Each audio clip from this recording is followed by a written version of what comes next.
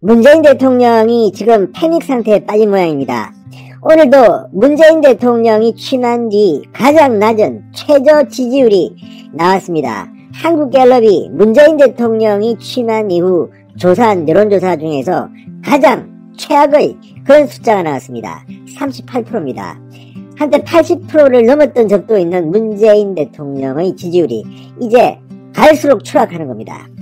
자, 그런 가운데 이 법여권의 윤석열에 대한 공포감이 이제 가히 극에 달한 것 같습니다. 어제 이 윤석열에 대한 징계위원회에서도 이 추미애 장관이 지명한 징계위원장 직무대행 계속 이 출마에 대해서 집요하게 물었다고 합니다. 그런데 이번에는 윤석열의 지지율이 최고를 치자 거의 패닉 상태에 빠진 법여권이 윤석열 총장이 대통령 선거에 출마하지 못하도록 방지하는 이른바 윤석열 대권 출마 방지법을 내놓았습니다.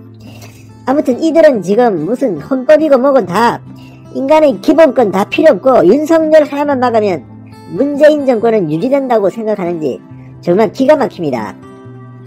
자, 문재인 청와대에서 비서관을 지냈던 이 최강욱 의원이 내놓은 건데요. 야, 정말 기가 막힙니다. 최강욱 대표가 내놓은 건데 이걸 보면 얼마나 지금 이들이 윤석열을 무서워하고 있는지를 알 수가 있습니다. 자, 법여권이 윤석열 총장에 대해서 거의 패닉 상태에 빠진 것 같습니다. 자, 최강욱 열린민주당 대표 오늘 이 윤석열 총장이 대선에 출마하지 못하도록 하는 그런 내용의 법안을 발의했습니다. 법여권이 윤석열 총장의 차기 대선 후보 지지율 1위에 얼마나 긴장하고 있는가를 단적으로 드러내주고 있습니다. 자, 문재인 대통령이 그 뒤에 있겠지요. 최강욱 같은 사람이 이런 법을 낸다는 것은 문재인 청와대의 의중이 반영되었다고 생각하는 게 맞을 겁니다. 물론 그렇다고 해서 문재인 대통령이 지시했다고 노골적으로 말하기는 힘듭니다. 그렇지만 이들은 정말 노골적입니다. 얼마나 윤석열이 공포스러웠으면 이런 말도 안 되는 법을 내놨을까요? 자, 이 바람에 지금 대한민국의 법관, 검사들도 열받고 있습니다. 뿐만 아니라 다른 직종에 종사하는 공무원들도 열받을 겁니다. 아니 무슨 검사나 법관이 대한민국에 무슨 특별한 계급이냐 이런 말까지 나옵니다. 왜 법관이나 검사들만 이렇게 출마를 제한하느냐는 비판이 나올 법합니다. 헌법에 상충되고 지금의 공직선거법의 정신과 상충되는 법입니다. 그만큼 문재인 대통령의 지지율이 최저치를 친 날 문재인 청와대에서 비서관으로 근무했던 최강욱 열린민주당 대표가 윤석열이 대통령 선거에 출마하는 것을 방지하는 그런 법안을 내놨습니다. 우연의 일치하고는 보기 힘듭니다. 윤석열 검찰총장은 본인이 정치하겠다고 공개적으로 선언한 적도 없고 지금 정당에 속한 사람도 아닙니다. 그럼에도 불구하고 윤석열 총장의 대권 후보 지지율은 압도적인 1위를 기록하기 시작했습니다. 한길리서치에서는 지난 9일인가요? 28.2%로 2위인 이재명 경기도지사의 21.3%와 큰 차이를 보였습니다. 자, 이제 윤석열이 대통령이 되면 어떻게 될까? 공포에 질린 법여권이 이렇게 하는군요. 자, 그리고 더불어민주당은 아마 창피해서 이런 법은 못 낼 겁니다. 그러니까 짝퉁 여당 뭐 이렇게 표현하면 실례일까요? 아무튼 범여권에 속한 열린민주당, 어떤 의미에서 열린민주당은 민주당보다 더 강합니다. 친문 성향이. 자, 열린민주당의 대표 최강욱이 말도 안 되는 법을 내놨습니다. 자, 한국갤럽이 오늘 발표한 8일부터 10일까지 사흘간 전국 성인 1000명을 대상으로 한 문재인의 국정수행 지지도 지난주보다 1%포인트 하락한 38%로 나타났습니다. 취임 이후 최저의 수치입니다. 종전의 최저치는 39%였습니다. 이제 최악입니다. 4주 연속 하락입니다. 부정평가는 반면에 3%포인트 높아진 54%를 기록하며 취임 후 최고치를 경신했습니다. 자, 부정과 긍정의 격차도 16%포인트로 취임 후 최고치를 경신했습니다. 갈수록 문재인은 처참하게 깨지고 있습니다. 이런 가운데 최강욱 열린민주당 대표가 오늘 윤석열 검찰총장이 대선에 출마하지 못하도록 하는 내용의 법안을 발의했습니다. 자, 오늘 국회 소통관 브리핑에서 최강욱 대표는 오늘 검찰청법과 법원조직법 일부 개정 법률안을 발의한다. 핵심 내용은 현직 검사와 법관이 공직선거 후보자로 출마하기 위해선 1년 전까지 사직해야 한다는 내용이다. 이렇게 밝혔습니다. 자, 이 법안에 따르면 윤석열 총장은 2022년 3월 다음 대통령 선거에 출마하기 위해서는 내년 3월 전에 검찰총장직을 그만둬야 됩니다. 참고로 윤석열 총장의 임기는 내년 7월까지입니다. 그러니까 임기를 채우지 말고 빨리 나가라는 겁니다. 대통령 하고 싶으면. 반대로 임기를 채우면 너는 대통령 후보에 못 나와 이렇게 못 박는 겁니다. 자, 이게 문재인 대통령의 지시라고 믿고 싶지는 않습니다. 뭐 그렇지도 않겠죠. 그러나 대통령의 의중을 반영한 것은 아닐까 하는 생각은 듭니다. 최강욱이라는 인물이 가지는 문재인 정부와의 관계 때문입니다. 자, 최 대표는 현행 공직선거법에 따라 검사와 법관도 퇴직 후 90일만 지나면 공직 후보자로 출마하는 것이 허용되어 왔다. 그러면서 자신의 법안이 공직선거법과 상충됨을 신했습니다. 자, 그런데 이게 지금 말이 안 되는 게 정치인을 꿈꾸는 검사와 법관이 퇴직 후 1년 동안 공직 후보자로 출마하는 것을 제한함으로써 수사 및 사법 절차의 공정성과 정치적 중립성을 높이는 계기로 삼는다고 주장했는데 지금 검찰과 법관의 정치적 중립성을 깨는 사람이 누굽니까? 문재인 정권 아닙니까? 이런 말도 안 되는 주장을 하는 이유가 뭐겠습니까? 게다가 지난 총선 때도 이 법관들이 국회의원으로 출마한 사람이 누가 많습니까? 민주당 창편이 많습니까? 정말 이들은 얼굴이 정말 두꺼운 사람들입니다. 자, 진중권 이야기에서 한마디 했는데 이 말이 참 매력적입니다. 얘들은 노골적이라서 매력적이야. 이렇게 비꼬았습니다. 정말 노골적입니다. 얼마나 윤석열 검찰총장이 무서웠으면 이런 말도 안 되는 법안을 냈을까요? 자, 지금 이 법여권이 하는 것들 옆에서 지켜보면 이제 뭐 부끄러움 이런 것도 없습니다. 그냥 마음대로 하세요. 마음대로 하세요. 이런 식입니다. 자, 이걸 보면 알 수가 있습니다. 왜 지금 추미애 장관이 앞장서서 윤석열을 찍어내려고 하는지를. 자, 어떤 의미에서는 이들이 문재인 대통령 편에 서는 게 아니라 오히려 윤석열 총장 편에 선 것은 아닌가 이런 착각이 들는 겁니다. 이들이 이렇게 말도 안 되는 짓거리를 할 때마다 윤석열의 지지율은 폭발적으로 오르고 있습니다. 오늘의 윤석열을 대권주자로 만들어준 게 누굽니까?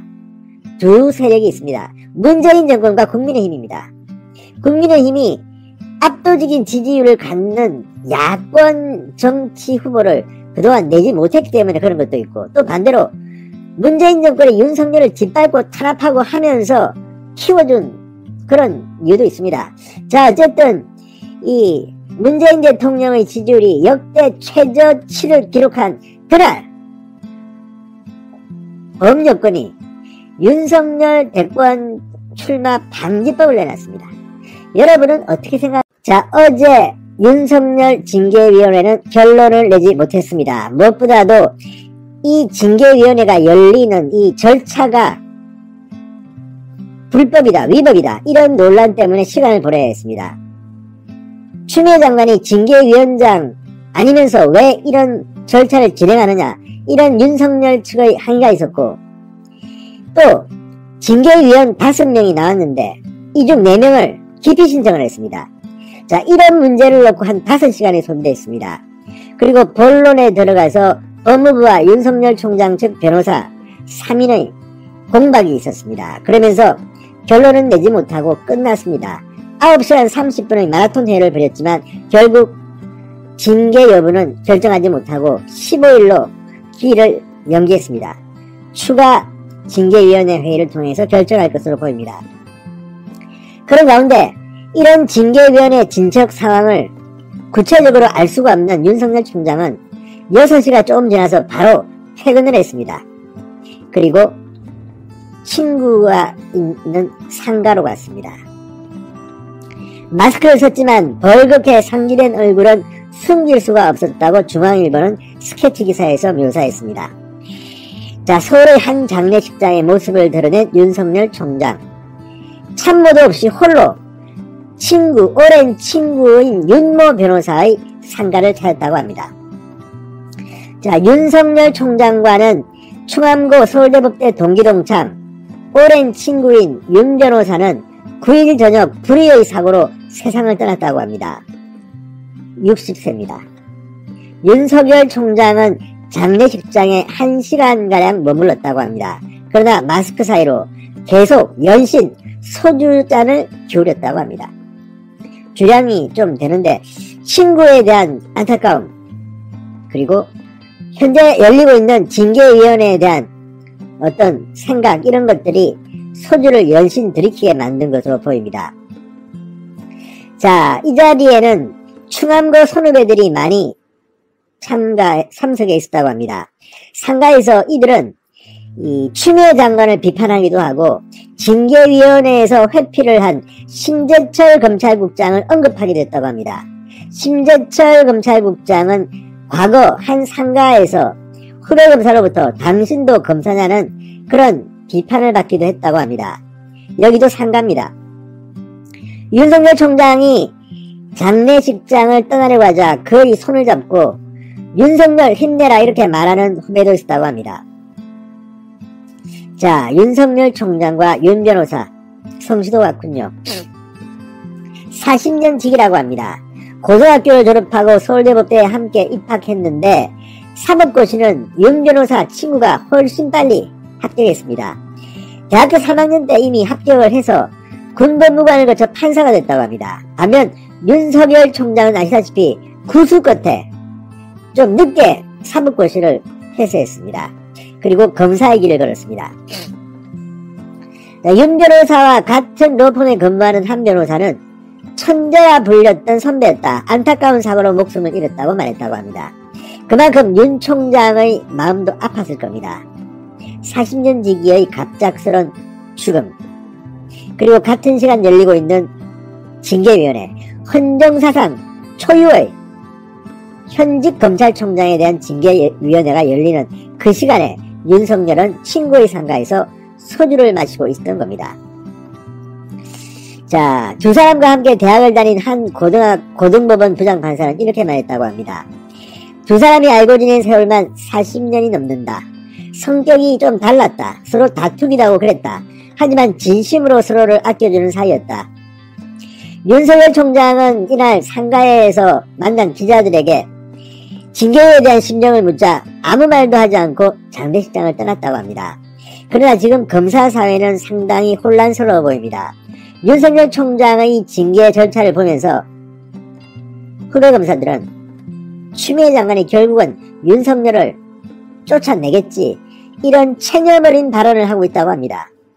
또 반면에 이 추미애 라인의 검찰 간부에 대한 비판 소리도 들립니다. 총장 징계 국면에서 지금 검사 사회가 4분 오열되고 있는 것으로 보입니다. 자, 윤석열 총장 징계 찬반을 두고 지금 검사 사회는 갈리고 있다고 합니다. 무엇보다도 이런 이질감 속에서 이 친추미애 성향의 검찰 고위 간부가 내리는 지시는 평검사들이 지금 메모를 하고 있다고 합니다. 일부 고위 간부에 대해서는 나중에 직권남용 범죄 사실이